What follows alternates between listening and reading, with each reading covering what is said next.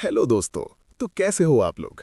मुझे उम्मीद है खुश और मोटिवेशन से भरपूर होंगे, क्योंकि हमारी कहानी आपको जीना सिखाती है और कुछ बड़ा करने और मोटिवेशन से भर देती है। इसीलिए मैं आप लोगों के लिए आज फिर से एक पावरफुल और मोटिवेशन स्टोरी बताने जा रहा हूं, जिसको सुनकर आप अपनी असली ताकत को पहचान जाएंगे। क्या आपको लगता है कि आप हार गए हैं? क्या आपका मन एक शांत समुद्र की तरह नहीं, बल्कि एक तूफान की तरह बेचैन है? आज से ठीक 130 साल पहले एक 30 साल का सन्यासी, जिसके पास न घर था, न पैसा, न कोई पहचान, वो एक ऐसे देश पहुंचता है जहां उसे काला और अनपढ़ समझा जाता था। लेकिन उसने जब मुंह खोला तो पूरी दुनिया के होश उड़ गए। आज की ये कहानी सिर्फ एक बायोग्राफी नहीं है, ये आपके अंदर सोई हुई उस आग को जगाने का मंत्र है जिसे दुनिया ने बुझा दिया है। तैयार हो जाइए स्वामी विवेकानंद के उस सफर के लिए जो शून्य से शुरू होकर अनंत तक जाता है, बेचैनी से ज्ञान तक। कोलकाता की गलियों में घूमता एक लड़का, नरेंद्र नाथ। दिमाग इतना तेज कि एक बार किताब पढ़ ले तो पेज नंबर तक याद हो जाए, लेकिन दिल में एक आग थी। वो हर गुरु के पास जाता और उनका गिरेबान पकड़कर पूछता, क्या तुमने भगवान को देखा है? सब झूठ बोलते, सब नजरें चुराते। फिर वो पहुंचा दक्षिणेश्वर, रामकृष्ण परमहंसा के पास। एक किस्सा सुनिए। रामकृष्ण ने अपना पैर नरेंद्र की छाती पर रखा। नरेंद्र को लगा जैसे पूरी दुनिया घूम रही है, सब कुछ गायब हो गया, सिर्फ शून्य बचा। वहां उन्हें समझ आया कि मन की शांति बाहर नहीं, अंदर है। दोस्तों, अगर कुछ बड़ा करना है तो पहले अपने अंदर के शोर को खत्म करना होगा। भारत भ्रमण और कन्याकुमारी का करिश्मा। नरेंद्र ने सब त्याग दिया, पैदल निकल पड़े पूरे भारत की यात्रा पर। एक किस्सा आता है, जब वो भूखे थे, एक गरीब मोची कॉबलर ने उन्हें खाना दिया। लोगों ने कहा, आप सन्यासी होकर इसका खाना क्यों खा रहे हैं? विवेकानंद ने गरज कर कहा, इंसान की जात नहीं, उसका दिल देखो। लेकिन सबसे बड़ा पल आया कन्याकुमारी में। समुद्र की लहरें उफान पर थीं।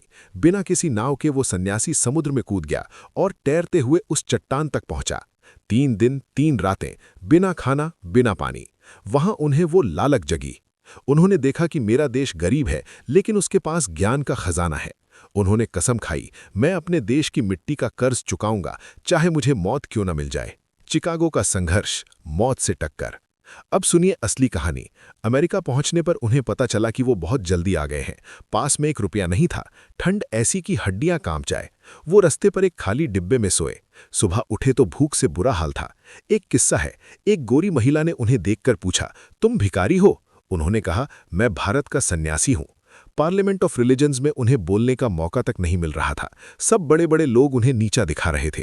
लेकिन जब वो स्टेज पर खड़े हुए, उन्होंने मां सरस्वती को याद किया और सिर्फ 5 शब्द बोले, sisters and brothers of America.